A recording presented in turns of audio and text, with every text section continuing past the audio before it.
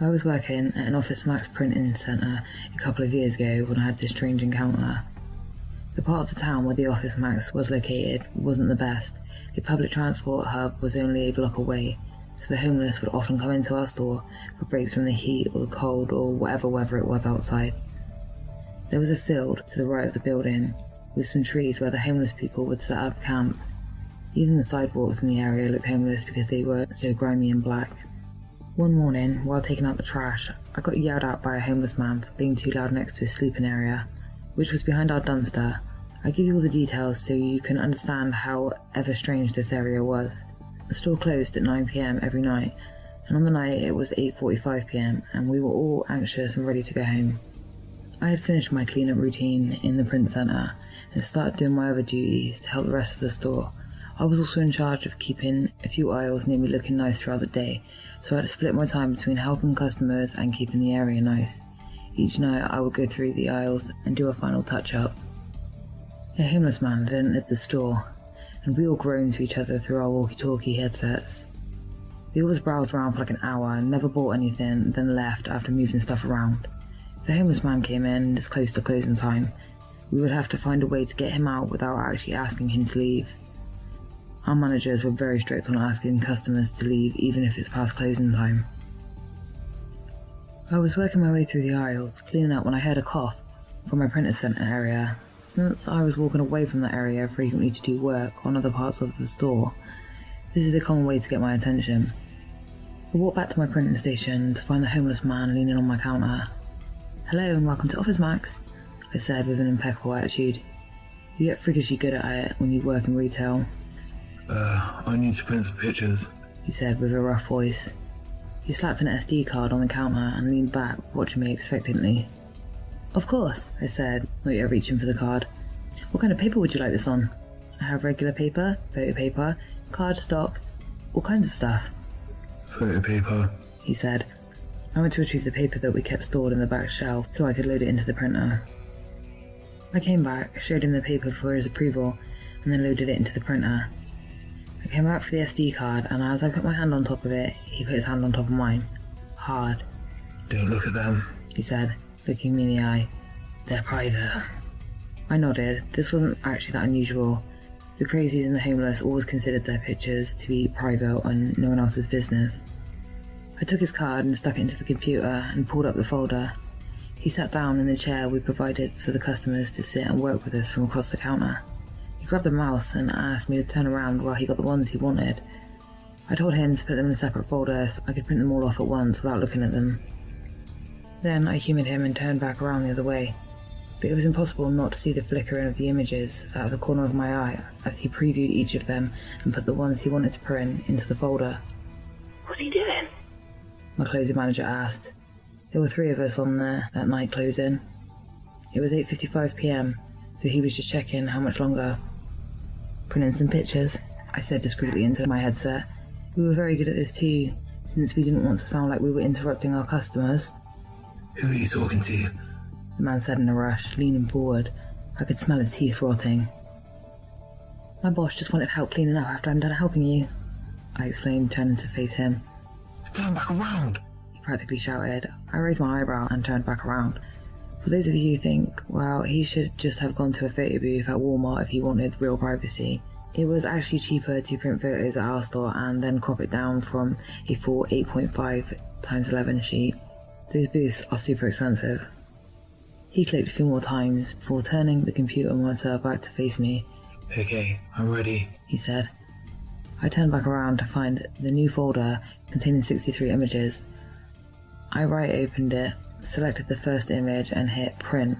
The preview on the right panel of Windows Explorer showed a pitch black picture. The print dialog came up where I would change settings. "What size would you like each of your pictures to be?" I asked. "The size of a photo," he said, annoyed. I interpreted that to mean 4x6. I nodded and changed the settings to pull from the correct tray and print the right size. The page came out perfectly, a 4x6 image on a 8.5x11 piece of photo paper. I handed him the image to show him the result, making sure that I did not look at the picture myself and make him angry. "Does that look okay to you?" "Where the hell are the rest of them?" he demanded. "Oh, sorry, this is just a test run to make sure it's good. I don't want to print all your pictures wrong. Does that look good enough to print the rest of your photos that way?" I asked. Yes, fine, it's fine.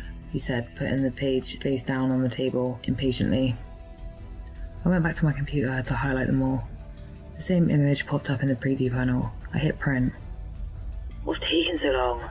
my manager complained over the radio. "Almost there," I muttered into the mic. I made sure the settings were good, then I hit print. The printer hummed to life. "Okay, it should only take a few minutes for all your photos to print," I said. "Why don't you head over to the front to pay while we wait, and then we can send you on your way easier?"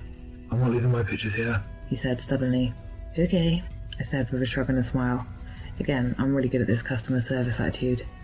Once the pictures were done, I asked him if he wanted me to cut them down, since there were 2 pictures on each page. He declined. I asked if he wanted an envelope for them, and he said he did. I carried the stack of pages over to the counter by the paper where we kept the paper bags. I was crouching down, my back to the man and 2 printers between us. I decided, out of curiosity, to take a fast flip through the pictures. I pressed my thumb to one end and then jumped through, as if it were a flip book. My heart stopped. The pictures were horrifying. People tied up, naked bodies with blood on them.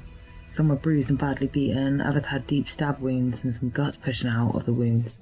Some were men, some were women, some were children. I closed my eyes and tried to compose myself. As I stuffed them into the paper bag, my breath was ragged and I didn't think I could face the man without my face giving away the fact that I had peeked. Technically, these images were completely against the rules. We were to decline anyone who wanted to print these types of images in our store. Problem was, I didn't want to confront him about it. The images could be from the internet. They didn't have to be his own images, but I didn't want to risk it. What if he had a weapon on him? I was alone with him in the back of the store. My other 2 colleagues were chatting away on the radios as they cleaned.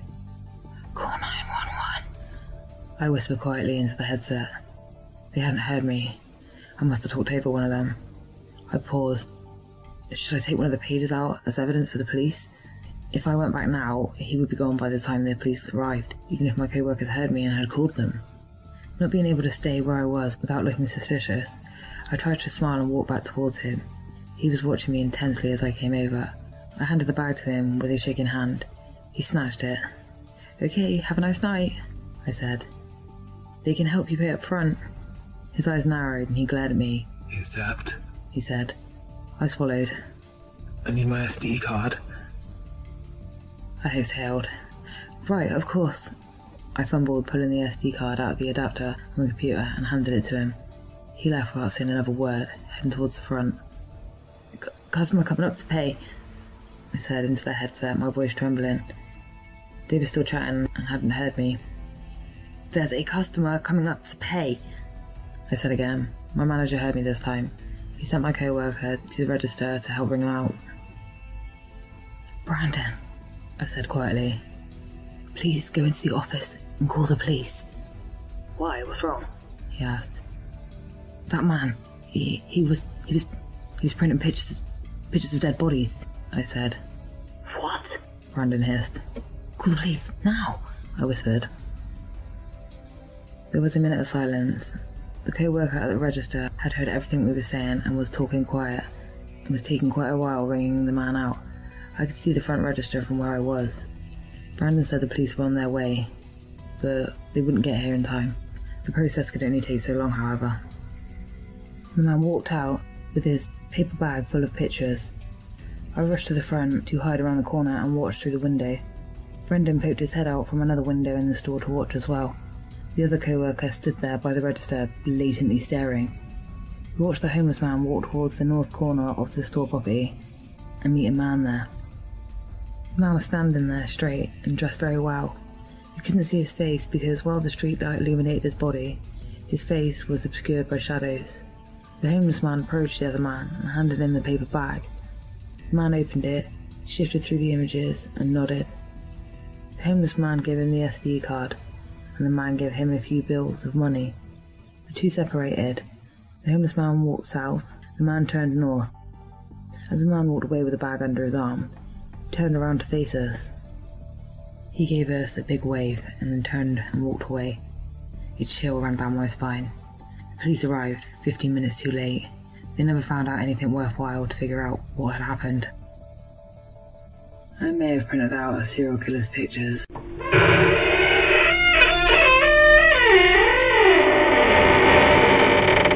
Drug is a drug is a drug, and I've done them all.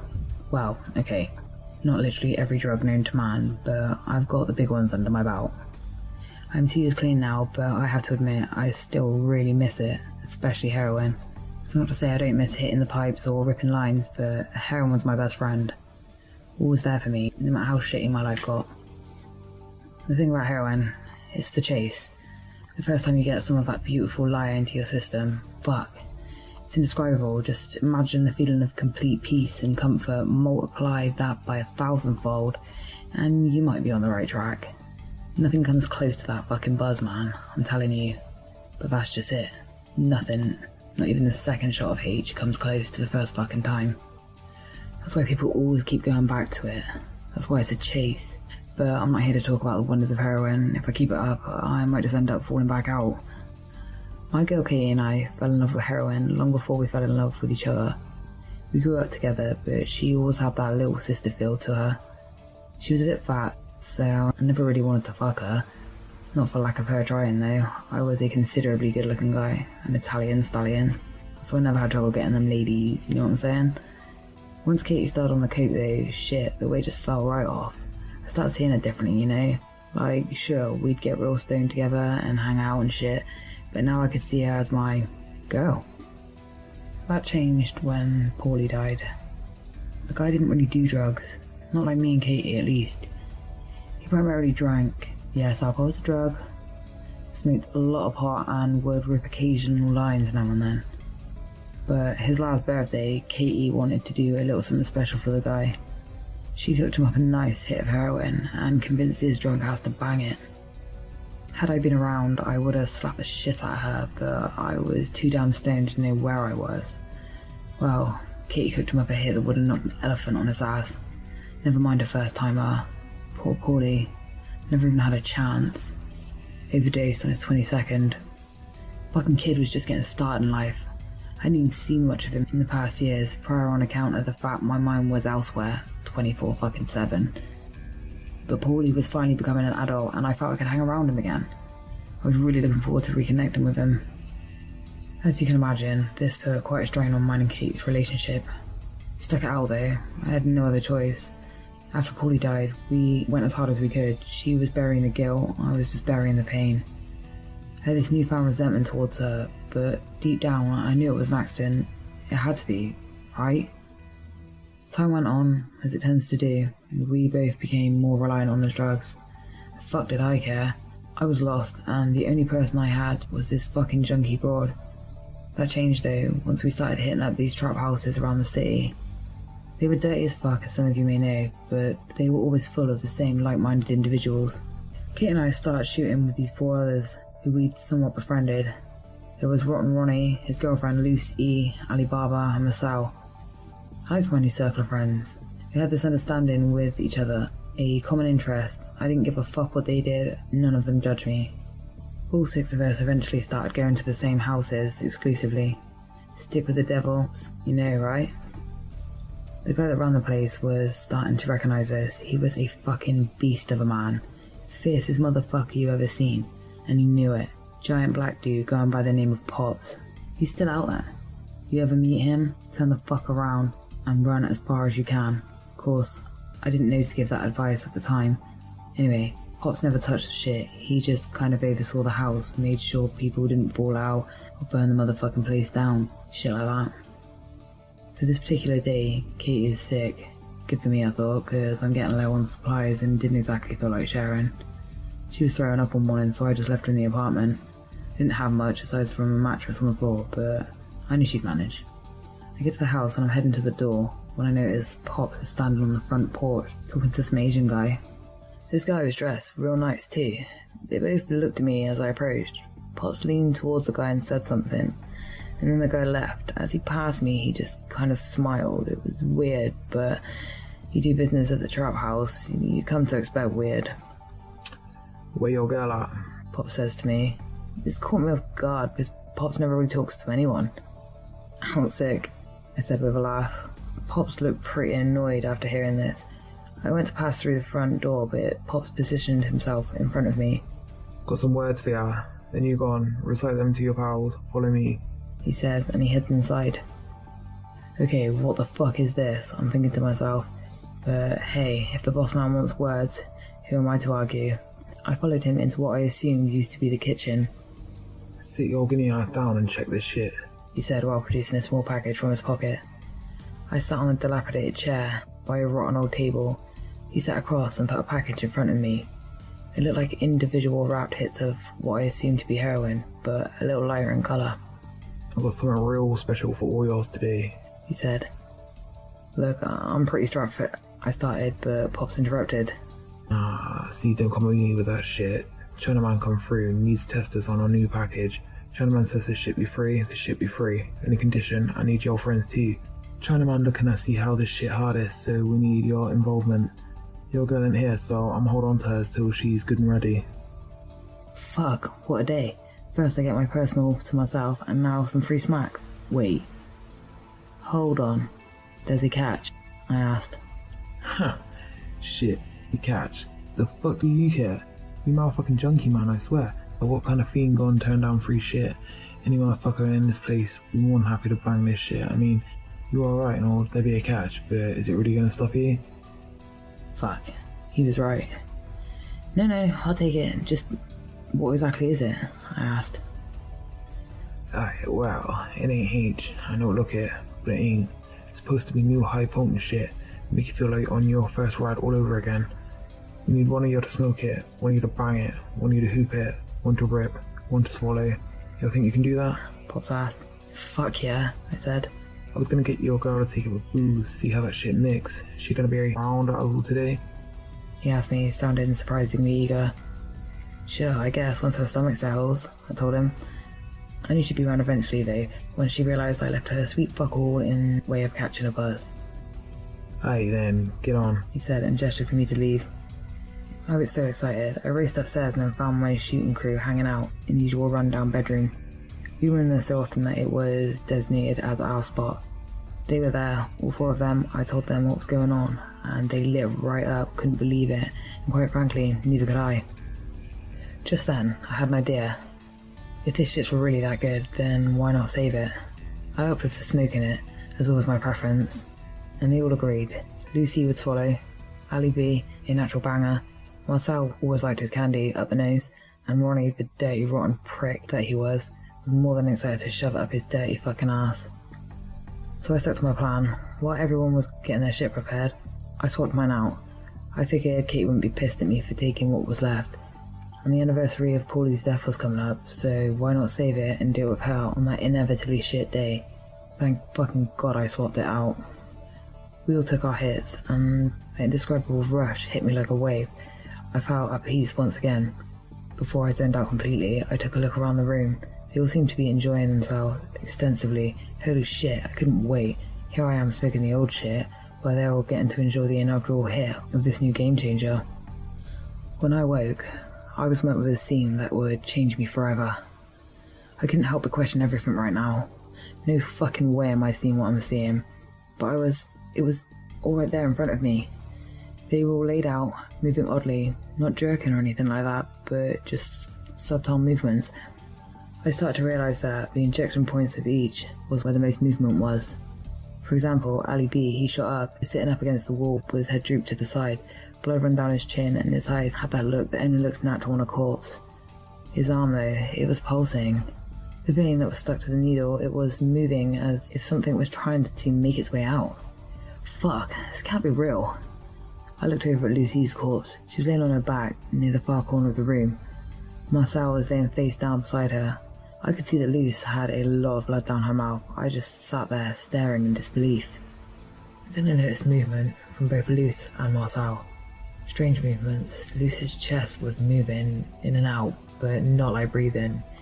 It was the same as Ali's arm, which was pulsating much more now. It looked like something was trying to make its way out of Lucy's chest by climbing out of her throat. I saw the back of Marcel's head. It was subtly bouncing. It looked like it was trying to lift his head, but couldn't find the strength. The rest of his body wasn't moving. But based on the other's conditions, I knew he was dead too. Where the fuck was Ronnie? I forced myself to stand up and move and look out into the hallway. When I stuck my head out, I immediately recognised the smell of shit, lots of it. I retched and covered my nose and mouth. Looking back out, I saw Ronnie laying face down close to the stairs. He didn't get far, but it looked like he tried to bail. I noticed something really disturbing. Ronnie's pants had a massive bulge in his ass. He was moving, writhing around in his pants. I could hear it, a squishing sound. I'll never forget it. I withdrew back into the room. Fuck, I said to myself. Get the fuck out was all I could think, but I had to see one thing first. Marcel was the only one who ripped the line, and the only one whose injection point I didn't get to look at. What the fuck was happening? Biggest mistake of my life. I should have left right there. But shock is one hell of a thing. I walked over to Marcel. At least her arm was moving now. One look told me that something was coursing through his veins. Lucy's throat moved oddly too. Whatever was making its way out was almost there. Then I noticed Marcel, his head lifted about 2 inches off the ground, blood pooling all around. I stood over his body and rolled him over. Fuck! I managed to scream before I threw up all over his mangled face, the parasitic worms protruding from his nostrils and eyes, bundles of them, all fighting each other to escape their host. They seemed long, and the parts of them that weren't covered in blood looked to be a yellowish. I didn't get that good of a look, but it was more than enough. I noticed one before I ran out had extended itself about 10 inches out of what was once Marcel's eye. When I got to the door, I made the mistake. I looked back at the scene. I saw Ali's worms piercing through his skin on his arm. Loose, her mouth was agape with a bundle of worms dropping down her chin and cheeks and spreading across her face. The sight will haunt me forever. I didn't even look at Ronnie as I raced past towards the stairs. But I did hear his pants ripping and noticed the smell of blood and shit was much more aggressive than before. I ran through the house and out the front door. I looked back on my shoulder. Pops and the Chinaman were both standing there on the porch, watching me go, smiles across both their faces. I ran back to the apartment and burst through the door. I scared Katie shitless. I tried telling her what had happened, but my words just came out a jumble. They didn't make any sense. Then I started crying. I bawled like a fucking baby. Katie just chalked it up to a bad hit. Thought it was paranoia. For the best though, I didn't want her knowing about this. I passed out for a bit, and when I woke I remembered I'd kept the hit that was intended for me. I got fucking evidence. But I had to be smart. That's my greatest idea of my entire life. Something I've been meaning to do for a long time.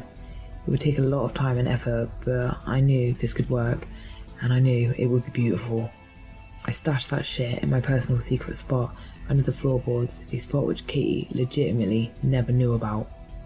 Katie and I checked into a detox facility. 6 months for me, 8 months for her. We couldn't be together because these places were gender specific. They teach you all sorts of ways to cope and live clean. It was actually pretty refreshing after all the worst of the withdrawal symptoms had passed.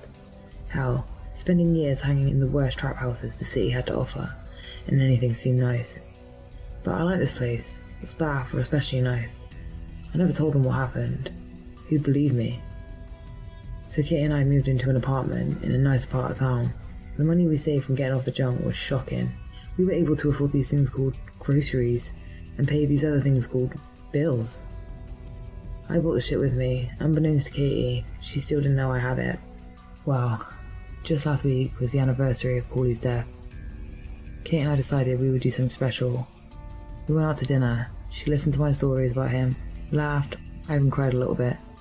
We picked up some flowers and headed to his grave. We sat there for hours. Then I asked Katie if she would like to honour Paulie, for old time's sake. Of course, it was up to her, but I'd do it if she would. Hell, we hadn't touched the stuff for almost 2 years.